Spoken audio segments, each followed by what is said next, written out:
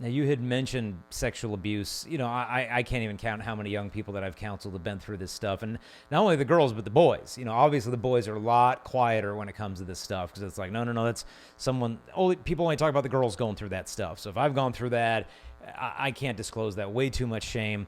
How would you counsel someone, whether it's a boy or girl that's been through sexual abuse, on the issue of trust? Because that's what I find. A lot of these young people, especially the girls, are just like, they even swear off relationships with men of like, look, I know what's waiting for me there. And so I'm just going to shut that door, lock my heart up in a cage, in a castle, in a coffin, because if I let anybody in, I mean, it's going to get bad. I'm going to get burned. And so the only way to stay safe is to keep everybody at arm's length.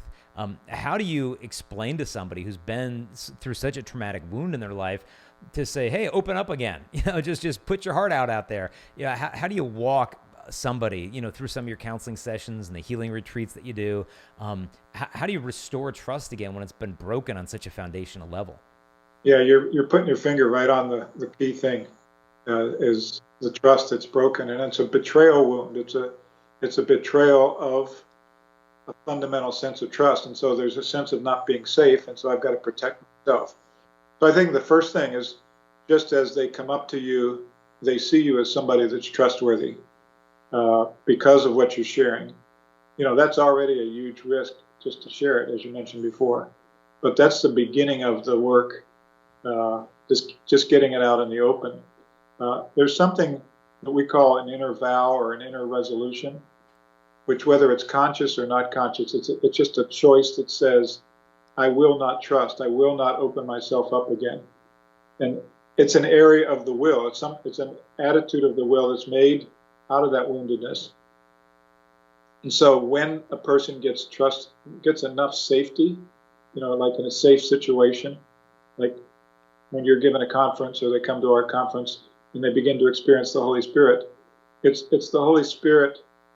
Basically we bring them into that safety of the Holy Spirit that allows them then to begin to face things and deal with things. But there's also a choice of the will. There also needs to be some point, I release this. Jesus, I give you permission to bring me freedom here. I recognize this, keep me in prison. Because, those walls become a prison and they shut out love and they shut out experience.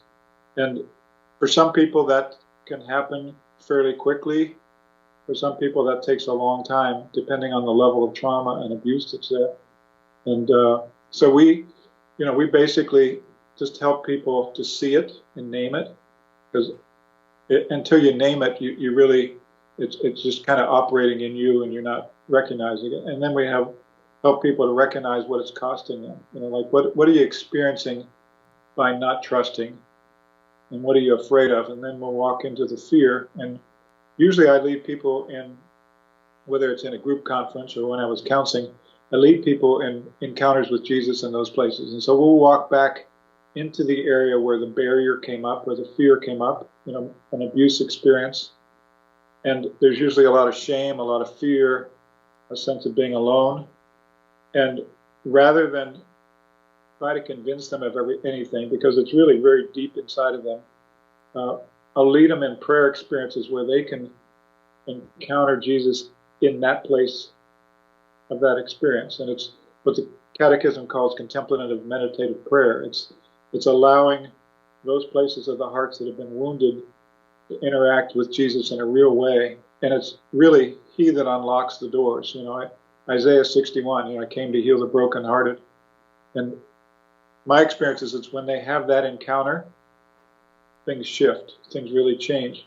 Until then, it's just a lot of words. It doesn't penetrate that area where they're struggling. Yeah, because I could only imagine that, once you've been violated in such a profound way, you doubt that you're lovable to begin with. And Yes. so instead of love being the highest value to which you try to yearn for, security and safety becomes the highest. And so that's what I need to maintain at all cost, is my security, my safety. And so I just need to stay alive at this point emotionally. And so I need to block out whatever's going to keep me from attaining security, because love, Yeah. Even if that exists, even if it does exist, that's for other people who might deserve it, not me. And so they cut themselves off from giving and receiving love.